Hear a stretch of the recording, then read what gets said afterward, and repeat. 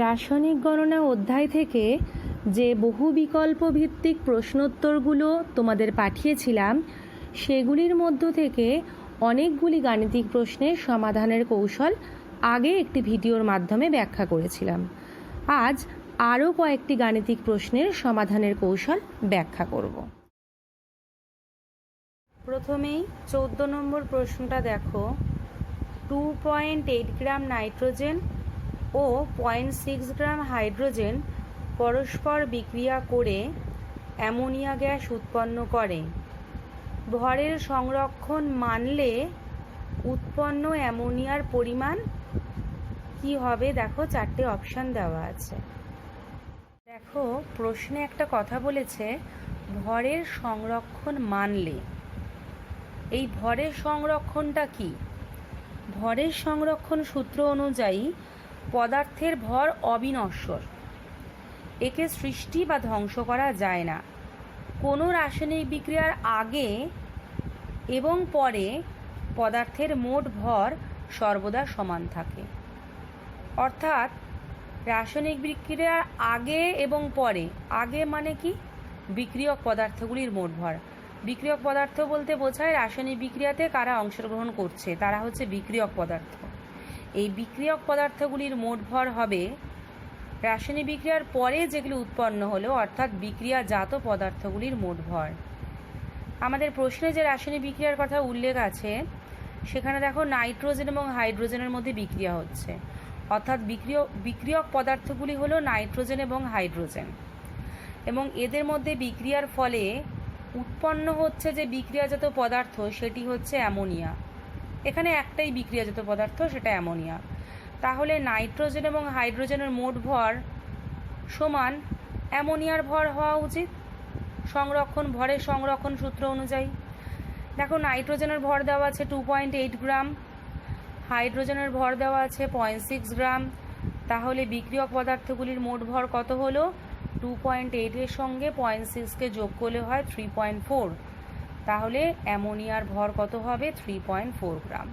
প্রশ্নে আছে উৎপন্ন অ্যামোনিয়ার পরিমাণ, তাহলে উত্তর হবে ডি, 3.4 গ্রাম। দেখো, অঙ্কটা আমরা একটু অন্যভাবেও ভাবতে পারি। এখানে দেওয়া আছে নাইট্রোজেন এবং হাইড্রোজেনের বিক্রিয়ায় উৎপন্ন হচ্ছে অ্যামোনিয়া গ্যাস। তাহলে নাইট্রোজেন এবং হাইড্রোজেনের বিক্রিয়ায় অ্যামোনিয়া গ্যাস উৎপন্ন হচ্ছে, সেই বিক্রিয়াটির রাসায়নিক সমীকরণ আমরা লিখে ফেললাম এবং তাকে ব্যালেন্স করলাম। দেখো, ব্যালেন্স করার পর আমরা দেখতে পাচ্ছি যে যদি আমরা নাইট্রোজেনের 1 গ্রাম অণু নিই, তার সাথে হাইড্রোজেনের 3 গ্রাম অণু বিক্রিয়া করছে এবং উৎপন্ন হচ্ছে অ্যামোনিয়ার 2 গ্রাম অণু। এবার আমরা দেখি 1 গ্রাম অণু নাইট্রোজেন বলতে কত গ্রাম নাইট্রোজেন। নাইট্রোজেনের আণবিক ভর হচ্ছে 2 × 14, যেহেতু নাইট্রোজেনের পারমাণবিক ভর 14, তাকে গ্রামে প্রকাশ করব, তাহলে কত হবে? 28 গ্রাম। হাইড্রোজেনের 3 গ্রাম অণু। দেখো, হাইড্রোজেনের আণবিক ভর হচ্ছে 2 × 1, যেহেতু হাইড্রোজেনের পারমাণবিক ভর 1, তাহলে যেহেতু এখানে 3 গ্রাম অণু আছে 3 দিয়ে গুণ করছি, অর্থাৎ আমরা পাচ্ছি 6 গ্রাম। এবারে দেখি অ্যামোনিয়ার 2 গ্রাম অণু। আগে অ্যামোনিয়ার আণবিক ভর দেখি কত। অ্যামোনিয়ার আণবিক ভর কত হবে? দেখো, নাইট্রোজেনের পারমাণবিক ভর হচ্ছে 14 প্লাস 3টে হাইড্রোজেন পরমাণু, তার মানে 3 × 1, তাহলে 14 প্লাস 3 মিলে 17, আর 2 গ্রাম অণু আছে বলে 2 × 17 অর্থাৎ 34 গ্রাম। তাহলে আমরা দেখতে পেলাম 28 গ্রাম নাইট্রোজেনের সঙ্গে 6 গ্রাম হাইড্রোজেন বিক্রিয়া করে উৎপন্ন হচ্ছে 34 গ্রাম অ্যামোনিয়া। এক্ষেত্রেও দেখো, একটু ভালো করে লক্ষ্য করলে বুঝতে পারবে ভরের সংরক্ষণ সূত্র কিন্তু এখানে মেনে চলছে। কেন? দেখো, বিক্রিয়ক পদার্থগুলোর মোট ভর কত? 28 প্লাস 6 অর্থাৎ 34 গ্রাম, এবং বিক্রিয়াজাত পদার্থ যেটা উৎপন্ন হলো তারও ভর দেখো 34 গ্রাম। এরপরে একটু ভালো করে খেয়াল করো, আমাদের এখানে দেওয়া আছে 2.8 গ্রাম নাইট্রোজেন। তাহলে আমরা কি করব? 28কে 10 দিয়ে ভাগ করব, তাহলে পেয়ে যাব 2.8 গ্রাম। ঠিক তেমনইভাবে 6কেও 10 দিয়ে ভাগ করছি, পেয়ে যাচ্ছি 0.6।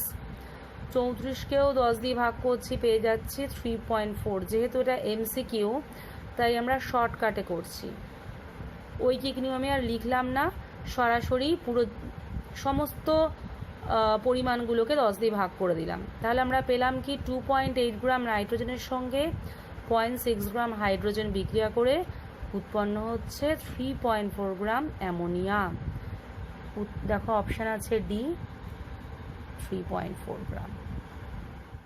এবারে কোয়েশ্চেন নাম্বার 18 দেখো, এনটিপিতে কোনো গ্যাসের প্রমাণ ঘনত্ব ও বাষ্প ঘনত্বের অনুপাতের মান কি হবে? 4টে অপশান দেওয়া আছে। প্রথমে আমরা আসি, এনটিপি বলতে কি বোঝায়? এনটিপি বলতে বোঝায় নর্মাল টেম্পারেচার অ্যান্ড প্রেশার।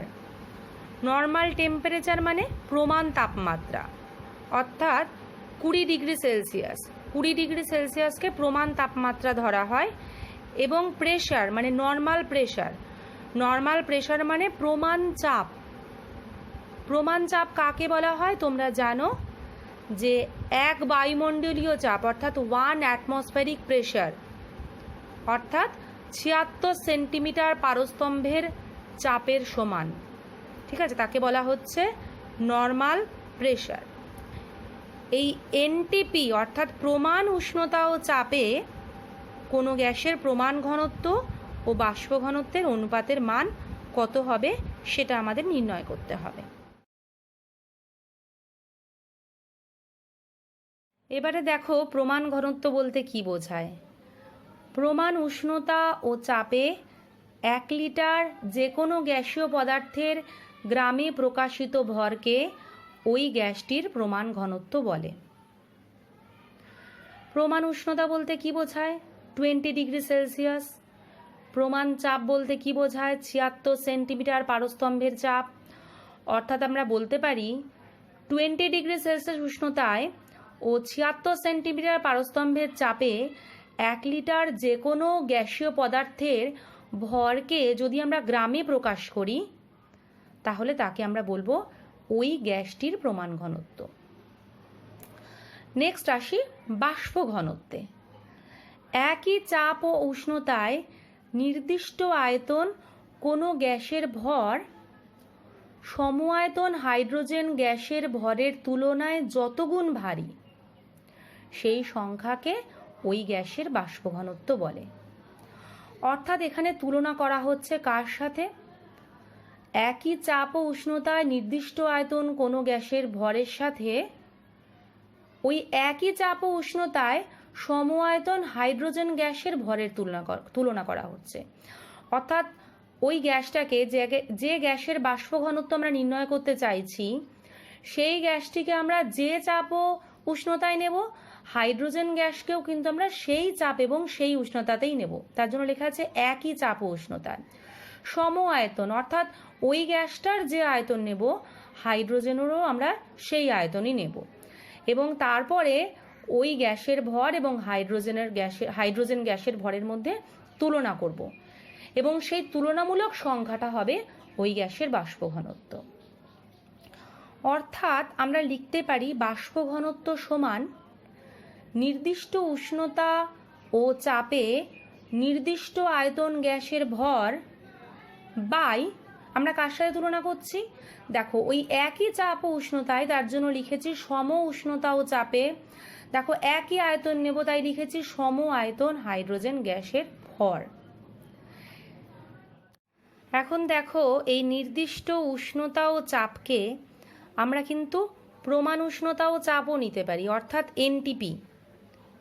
মানে নির্দিষ্ট উষ্ণতাকে যদি আমি 20 ডিগ্রি সেলসিয়াস নিই এবং চাপটাকে যদি আমরা 76 সেন্টিমিটার পারস্তম্ভের চাপ নিই, তাহলে সেটাই হয়ে যাবে প্রমাণ উষ্ণতা ও চাপ, অর্থাৎ এনটিপি।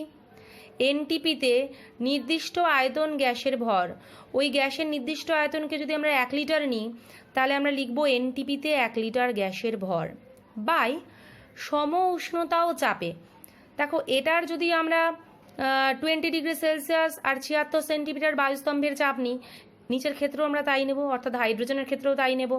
তাহলে আমরা কি লিখব? এটাও তাহলে প্রমাণ উষ্ণতা ও চাপ, অর্থাৎ নর্মাল টেম্পারেচার এন্ড প্রেশার।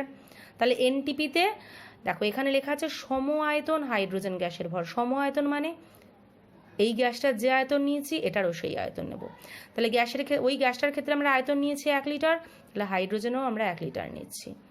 তাহলে 1 লিটার হাইড্রোজেন গ্যাসের ভর। এরপরে দেখো এনটিপিতে 1 লিটার গ্যাসের ভর বলতে কি বোঝায়। এনটিপিতে অর্থাৎ প্রমাণ উষ্ণতা ও চাপে 1 লিটার যে কোনো গ্যাসীয় পদার্থের গ্রামে প্রকাশিত ভরকে বলা হয় প্রমাণ ঘনত্ব। অর্থাৎ যদি 1 লিটার এই গ্যাসের ভরকে আমি গ্রামে প্রকাশ করি তাহলে তাকে আমরা কি বলবো, প্রমাণ ঘনত্ব। এরপরে চলে আসি এনটিপিতে 1 লিটার হাইড্রোজেন গ্যাসের ভর।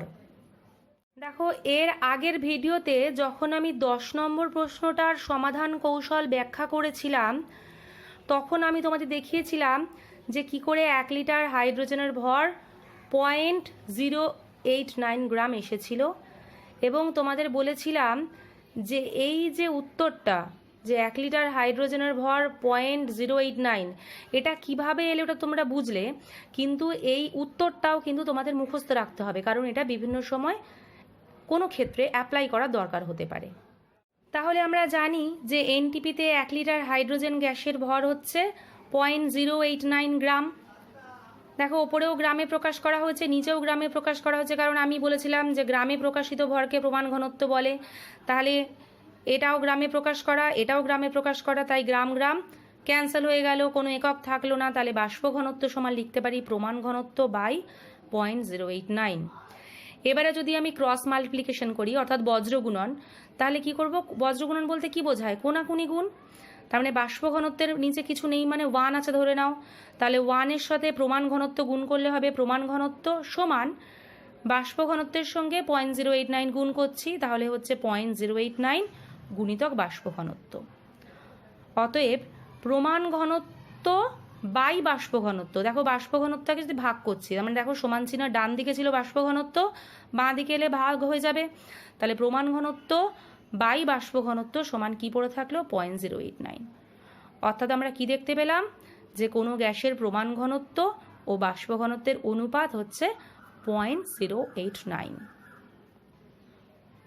তাহলে দেখো আমাদের কোয়েশ্চেনে যে অপশানগুলো আছে তার মধ্যে যেটা মিলল সেটা হচ্ছে অপশান সি 0.089। এবারে 20 প্রশ্নটা দেখি কি আছে। একটি 3 পারমাণবিক মৌলিক গ্যাসের বাষ্প ঘনত্ব 24, ওর পারমাণবিক গুরুত্ব কত হবে। দেখো 4টে অপশান দেওয়া আছে।